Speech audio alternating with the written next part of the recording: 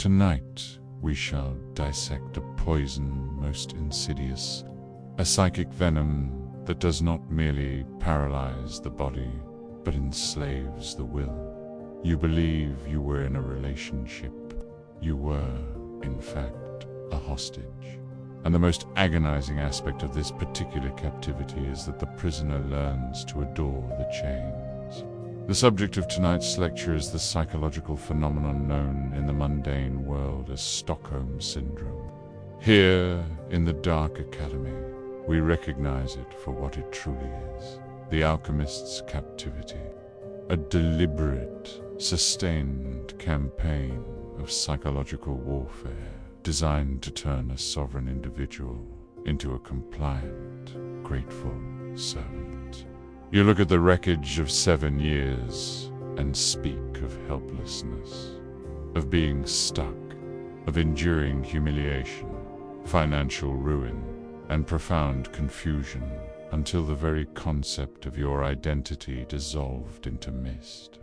You look at the ashes and declare, "I am no one." This is not a failing on your part. This feeling of annihilation is the precise outcome the manipulator intended.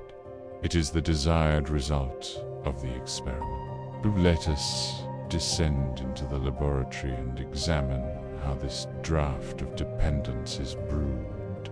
It requires specific ingredients, a controlled environment, and a profound, calculated lack of mercy.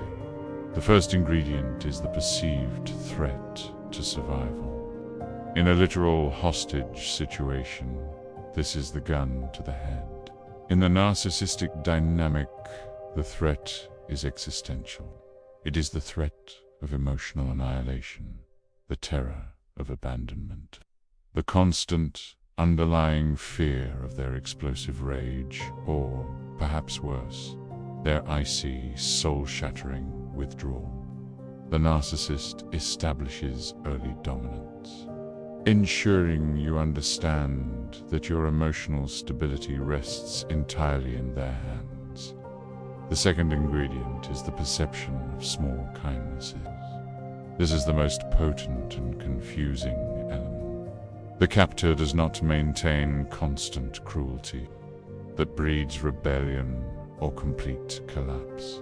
No, the truly skilled manipulator offers intermittent reinforcement, a moment of softness, a sudden, unexpected reprieve, a crumb of affection in a desert of contempt. This is the crux of the trauma bomb. The relief felt during these moments of kindness is so profound, so desperately needed, that the victim mistakes it for love. You were starving, and they offered you poisoned water. You drank it gratefully, forgetting that they were the ones who created the thirst in the first place. The third ingredient is isolation from perspectives other than those of the captor. The victim must be cut off from dissenting voices, from anyone who might hold up a mirror and say, "This is madness." They control the information. They control the narrative. Your world shrinks until the only reality you recognize is the one they have constructed for you. And the fourth ingredient, the perceived inability to escape. You felt trapped, financially entangled, emotionally dependent. You were convinced that life without them would be worse than the agony of staying. The cage felt locked from the inside. When these four reagents are combined in the crucible of a relationship, the psyche begins to fracture and reform around the trauma. If you cannot beat them, and you cannot escape them, the only survival strategy left is to join them. This psychological contortion is what the psychologist Leon Festinger termed cognitive dissonance. The human mind cannot tolerate holding to contradictory beliefs simultaneously. Belief 1. This person is my partner, my love. Belief 2. This person is systematically lying to me, exploiting me, and destroying me. The dissonance is unbearable. It is a psychic scream. To resolve it, the mind, weakened by fear and isolation, almost always alters the perception of the abuse. You stayed because your very biology was weaponized against you. The architecture of your prison was not built by a single jailer. It was a collaborative effort, a masterclass in complicity. Let us examine the evidence in the case file. The captivity did not begin subtly. It began with a violent breach of trust early in the entanglement. Infidelity. A rational mind would have walked away, but the operation shifted into its most crucial phase. The activation of the collaborators, her family. This is perhaps the most cruel and effective element of your imprisonment. When an abuser is supported by their lineage, the abuse becomes systemic. They did not offer you solace. They offered you pressure. The case file states clearly you were forced by her family to trust her after she cheated. Analyze the profound malevolence of this maneuver. They knew of the lies. They knew of the infidelity. Yet they looked at you. The victor man demanded that you be the one to reconcile, that you be the one to ignore your instincts. They participated in the gaslighting, implying that your reaction to the betrayal was the problem, not the betrayal itself. They normalized the abnormal. You were forced to sit in rooms with people who knew you were being lied to, yet demanded your silence and compliance. The humiliation of this is a specific kind of poison, designed to corrode self-respect. It forces the victim to become complicit in their own deception. This collusion created the perfect, sealed environment for Stockholm Syndrome to flourish. The isolation was profound.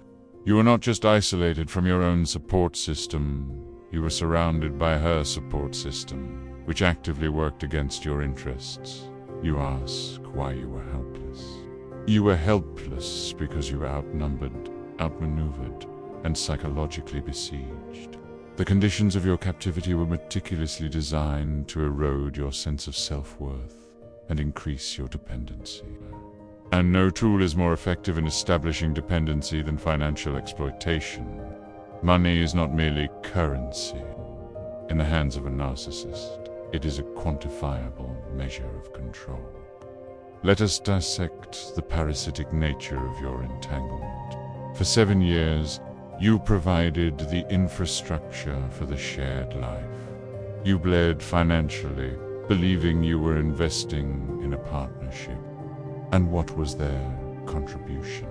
Nothing, not a dime in 7 years. This is strategic extraction. While you labored, they hoarded their resources. The case file indicates they saved over $10,000 while refusing to contribute, even lying about cancelled items for your birthday. They created elaborate fictions to justify their parasitic behavior, all while secretly securing their own future, independent of you.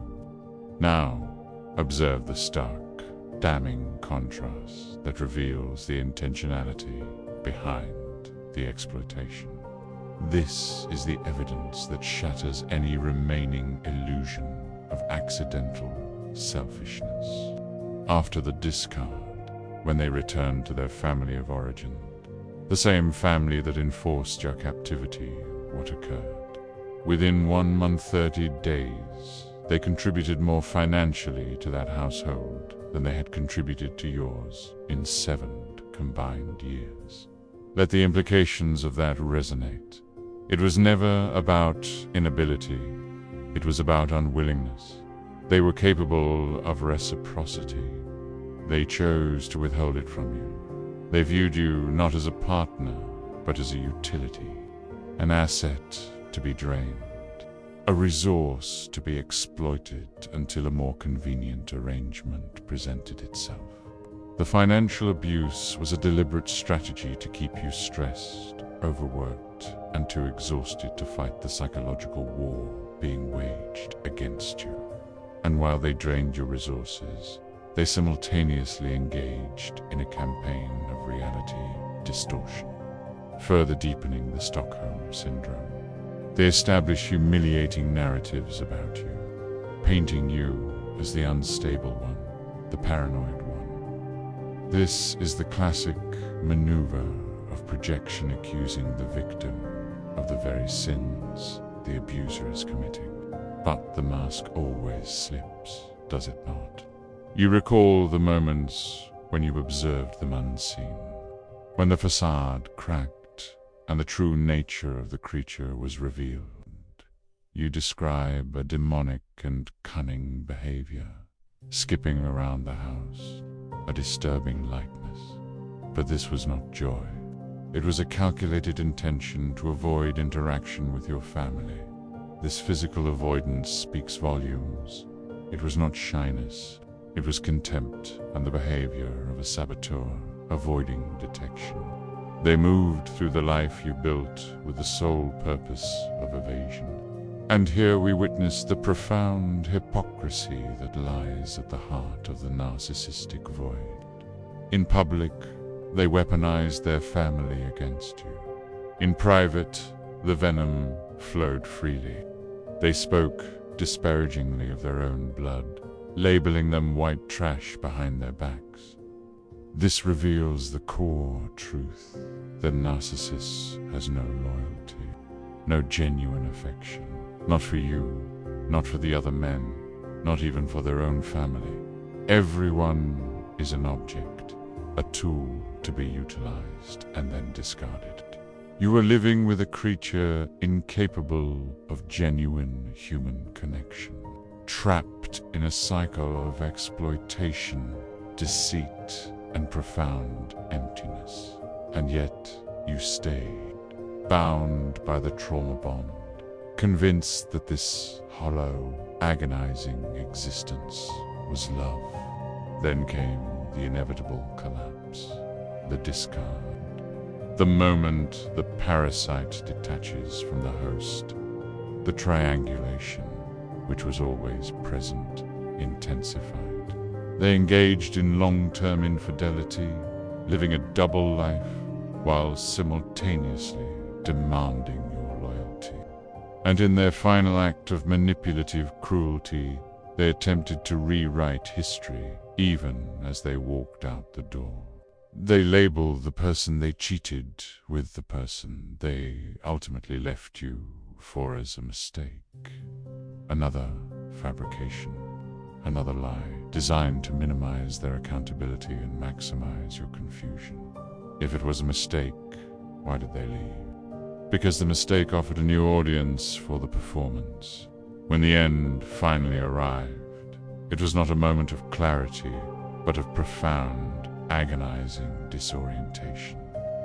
This is the true horror of narcissistic abuse, the complete erasure of certainty. You did not know who she was because the person you loved was a meticulously crafted illusion. And you did not know who you were because, for 7 years, your identity had been defined in relation to her. You were the provider, the fixer, the one who endured. When she was removed from the equation, the definition of self vanished with her. The cognitive dissonance reaches its peak. The trauma bond is violently severed, leaving you in a state of acute withdrawal. The brain, addicted to the intense highs and lows of the abuse cycle, the cortisol spikes of the fights, the dopamine hits of the reconciliation screams for its fix. This is the moment of greatest danger. The pain of this realization is so intense that many seek to numb it through self-destruction. The financial collapse, the gambling addiction you overcame. These are not failures of character.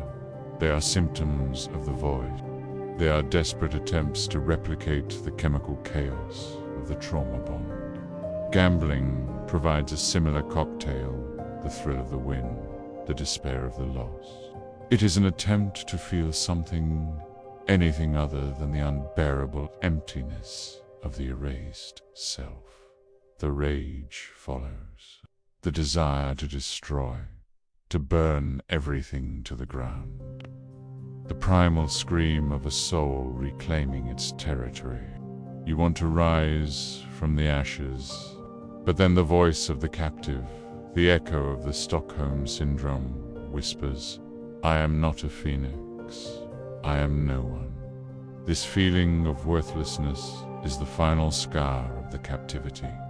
They do not just take your resources and your time, they take your belief in your own future. But here, you must reject the mythology of the phoenix. Gut, you are not a phoenix. The phoenix is a passive creature. It is consumed by fire and reborn by magic, only to live the same life cycle again. It learns nothing. You are not a myth. You are an alchemist, and alchemy is not passive.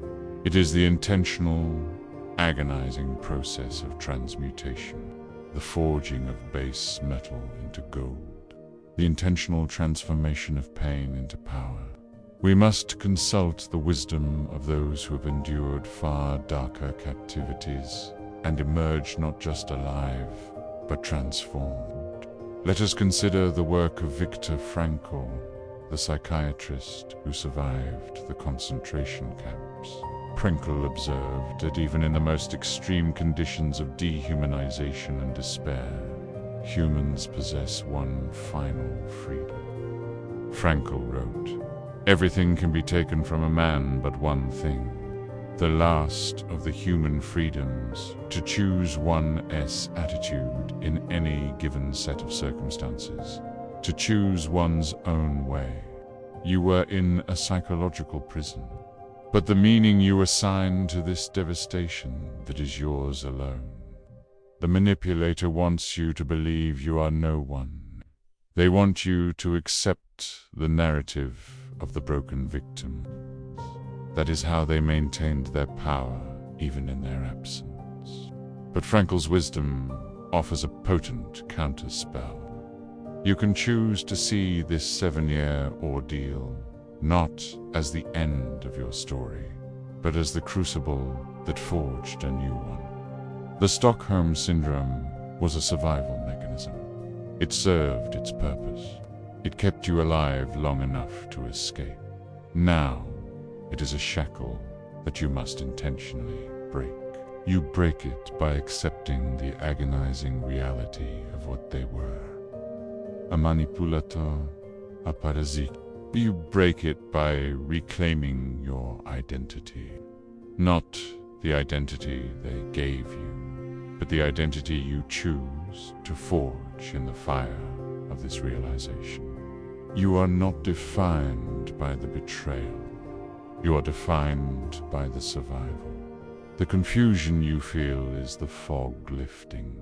The pain you feel is the poison leaving your system. The desire to burn it all down is the fire returning to your soul. Do not waste this fire on petty revenge. They are irrelevant. They will continue their cycle of destruction with the next supply. They are trapped in their own eternal recurrence of emptiness. Your retribution, the channel's missionaries achieve through exposure and education. By dissecting the tactics, you neutralize the poison for others. Use this fire to forge a new life. A life built on the bedrock of truth, resilience, and the hard-won wisdom that comes from surviving the dark arts. You feel you are no one. Embrace it. No one is untraceable. No one is free from the expectations of the past.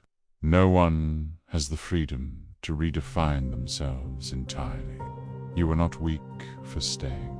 You are resilient in enduring the psychological warfare. But now, that resilience must be repurposed. It must be used not to endure abuse, but to build a life so authentic, so strong, that such creatures will never again gain entry. The transmutation is underway. Lesson is over.